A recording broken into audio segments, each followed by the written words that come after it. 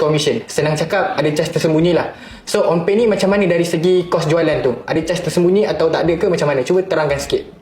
Ini yang best ni pasal OnPay ni. Walaupun anda buat jualan RM1 ataupun RM10,000 pun, total jualan tu ialah milik anda semua 100%. Okey, betul. Tak dinafikan platform lain dia akan bantu buat jualan, tapi dia orang ambil commission. So kadang-kadang ada sampai 3%, 5%, ada sampai 30%. Yang itu jika kita jual lagi banyak, so lagi banyak commission akan diambil lah.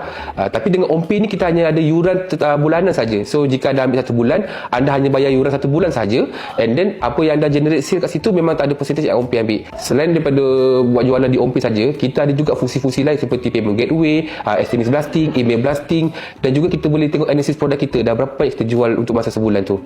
So bila kita tahu kos yang kita bayar satu bulan tu, so usahawan dah tahu, tak perlulah aku nak fikir untuk bajet lain. Dan mungkin bajet lain tu mungkin dia akan dibuat kepada bahagian lain. Contoh dia buat marketing, dia akan jual, dia akan bagi free gift and everything lah. So dia dah nampak berapa yang dia kena bayar untuk 1 bulan.